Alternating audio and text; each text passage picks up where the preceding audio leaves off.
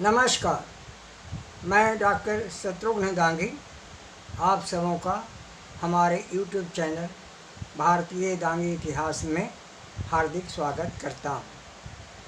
तो चलिए अब हम अपने वीडियो को आरंभ करते हैं।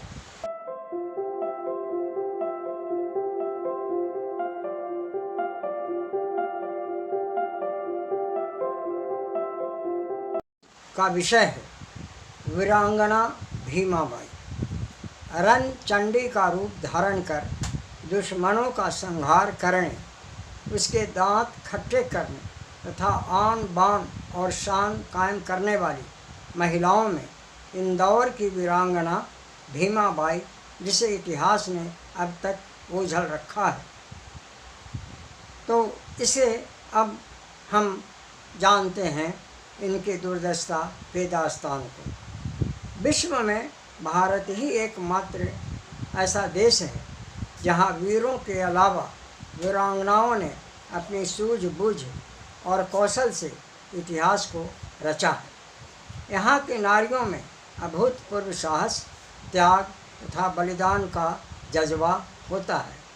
उनमें अपनी लाज, प्रतिष्ठा, फर्ज तथा जौहर ज्वाला में कूदकर अपनी अस्मिता को बचाने की क्षमता होती है। वह जब रणचंडी का रूप धारण करती है तब बड़े बड़े दुश्मन भी उनके सामने धराशायी हो जाते हैं। ऐसे ही रणचंडी का रूप धारण कर होलकर वंश की 1857 के प्रथम स्वतंत्रता संग्राम में कूदने वाली राजकन्या भीमाबाई थी। होलकर वंश के राजाओं की राजधानी इंदौर रही है। आज भी मध्य प्रदेश का नंबर 1 शहर इंदौर ही है। भीमाबाई और इंदौर के राजा जसवंत राव होलकर की पुत्री थी। वह धार्मिक विचारों वाली थी। वह अपनी माता केसरी बाई के साथ रामायण और महाभारत का नियमित अध्ययन करती थी। वह गीता को अपने जीवन का आदर्श मान ली थी। बचपन से ही वह अपने भाइयों के साथ अस्त्र शस्त्र चलाना, घुड़सवारी करना, तलवार चलाना तथा तीर धनुष बाण का नियमित अभ्यास करती थी। वह लक्ष्मी बाई की तरह ही इन सारे कार्यों में दक्ष थी। भीमाबाई की युवावस्था प्राप्त होते ही उनके पिता ने विवाह एक वीर और सुयोग्य राजकुमार के साथ कर दी थी, किंतु विधाता को यह मंजूर न था। अतः कुछ वर्षों के बाद ही भीमाबाई के पति की मृत्यु हो गई। तब वह नहीं तो किसी बालक को गोद ली और न तो वह ससुराल में रही। तब वह इंदौर अपने मायके में ही अपने पिता और भाई के साथ रहने लगी। इंदौर उन दिनों मालवा प्रदेश के मध्य भाग में स्थित एक संपन्न बड़ी रियासत थी। महाराजा जसवंत राव होलकर के जीवित रहते उनके आन बान और शान के सामने किसी अंग्रेज़ को भी हिम्मत न होती थी कि इंदौर की तरफ दृष्टि उठावे। कम उम्र में ही किंतु वीर योद्धा जसवंत राव का भी निधन हो गया। तब उनका अल्पवयस्क पुत्र मल्हार राव होलकर ने गद्दी संभाली।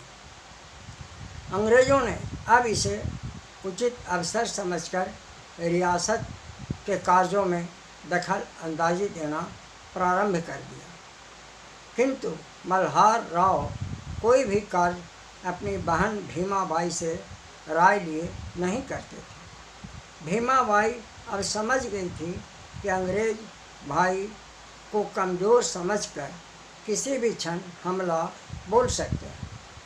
अतः भाई को युद्ध के लिए उत्साहित कर सेना को पुनर्गठन और जनता को जागृत करने का कार्य आरंभ कर दिया।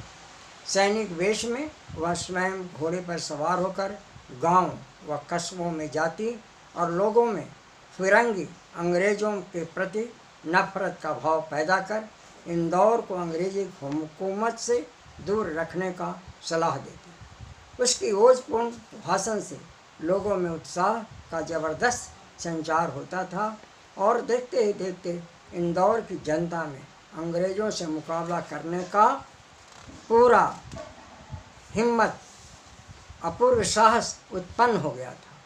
उसने बहुत बड़ी सेना भी संगठित कर ली थी। अपनी सेनाओं में 10,000 पैदल, 15,000 घुड़सवार तथा आग उगलने वाली 100 तोपों की तैयारी कर ली थी। अंग्रेज़ों ने सेनापति हिस्लिप को पहले से ही युद्ध करने के लिए तैयार कर रखा था। सेनापति हिस्लिप ने अपने बड़े शूर, अनुभवी तथा वीर योद्धा कैप्टन हंट को 20,000 हिंदुस्तानी सेना तथा हजारों अंग्रेज सैनिक के साथ भारी तोपों के साथ महिदपुर के युद्ध मैदान में भेजा। राजा मल्हार राव भी अपनी बहन भीमाबाई के साथ युद्ध मैदान में आ डटे। घुड़सवारी की कमान स्वयं भीमाबाई संभाल रखी थी। अंग्रेज सेनापति हिस्लिपी इंदौर के राजा परिवार को कमज़ोर समझ रखा था। वहीं उसने अपने वीर कर्मठ योद्धा कैप्टन हंट को कमान दे रखी थी कि वह तो राजा मल्हार राव की सेना तथा बहन भीमाबाई कमज़ोर स्त्री योद्धा को क्षण भर में ही नष्ट तथा कैद कर लेगा और इंदौर रियासत मेरे कब्जे में आ जाएगा। दोनों तरफ से युद्ध आरंभ हो गया। हंट ने सोचा कि एक औरत तथा युद्ध कितनी कर पाएगी। इतना साथ ही सोच ही रहा था कि भीमाबाई अपने घुड़सवार दस्ते के साथ उसके सामने आ धमकी और हंट को ललकारी। हंट ने उस पर वार करना चाहा कि भीमाबाई ने तलवार का एक भरपूर वार किया, जिससे कैप्टन हंट बुरी तरह घायल हो गया। तब भीमाबाई ने शौर्यपूर्ण वाणी में बोला कि हे अंग्रेज के कैप्टन हंट, हम घायल शत्रु पर वार नहीं करते। तुम जाओ, तुम्हें हम जीवन दान देते हैं। इलाज कर ठीक होने पर मुझसे तुम युद्ध करना। हंट को तो भीमाबाई ने जाने दिया, परंतु अंग्रेज़ों की एक विशाल सेना वहाँ आ गई। उससे लड़ते हुए वह काफ़ी दूर निकल गई थी और फिर एक गांव में पहुंचकर एक किसान के घर शरण ले ली। उसका भाई मल्हार राव अंग्रेज़ों को चंगुल में किंतु फंस गया था।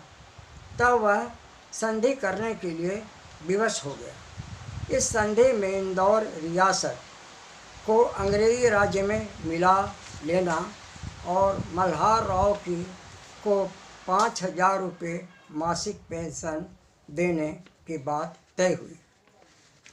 संधि के शर्त में यह भी तय किया गया कि मल्हार राव और भीमाबाई तत्कालीन राजधानी छोड़कर इंदौर शहर में ही रहेंगे। इस संबंध में मल्हार राव ने अपनी बहन भीमाबाई से राय लिया तथा वीरांगना भीमाबाई ने इस प्रस्ताव को उसे ठुकरा देने को कहा और फिर एक बार अंग्रेज़ों से युद्ध की घोषणा कर दी। इस बार भी कैप्टन हंट को ही नेतृत्व अंग्रेज़ों ने दी और युद्ध मैदान में उसे सेना के साथ भेज दिया। कैप्टन हंट ने पूरी सावधानी और शक्ति के साथ भीमाबाई पर तलवार से इस बार वार किया। इस वार में भीमाबाई ने वार को अपनी तलवार से तो रोका, उसे चोट तो नहीं आई, परंतु तलवार हाथ से छूटकर जमीन पर जा गिरी। हंट को पिछली बार की घटना याद आ गई और चूंकि वह भी एक कुशल नीतिपूर्ण योद्धा था, अतः उसने भीमाबाई से कहा कि आप इस समय निहत्थी हो गई हैं, अतः मैं भी आप पर वार नहीं करूँगा। मैं आपकी तलवार उठाकर आपको दे देता हूँ। आपकी वीरता से मैं अत्यधिक प्रभावित हूँ। मैं अन्य अंग्रेज़ों के सिपाहियों की तरह मक्कार नहीं हूँ। मैं आप पर हमला नहीं कर सकता। भीमाबाई ने भी कहा कि हम भी वृथा युद्ध करना नहीं चाहते। तुम हमें वचन दो कि हमारी रियासत इंदौर स्वतंत्र रहेगी और इंदौर में अंग्रेजी सेना की छावनी भी नहीं बनाई जाएगी। कैप्टन हंट ने कहा कि यह तो मेरे बस की बात नहीं है, फिर भी मैं पूरी कोशिश अवश्य करूँगा। इसी प्रकार दोनों में सुलह हो गई और इस बात की सूचना हंट ने गवर्नर जनरल को दी, जिसे गवर्नर जनरल ने स्वीकार कर ली और अंग्रेज़ों की छावनी इंदौर के स्थान पर महू में बनाई गई, जो आज भी स्वतंत्र भारत की सैनिक छावनी के रूप में कार्यरत है। विडंबना तो यह है कि ऐसी साहसिक वीरांगना का स्थान इतिहास ने अब तक नहीं दे रखा है। बस आज के एपिसोड में इतना ही। इस प्रकार जानने योग्य खोजपूर्ण एपिसोड सुनने के लिए आप भारतीय दांगी इतिहास चैनल को देखें, इसे लाइक करें, शेयर और सब्सक्राइब करें। धन्यवाद।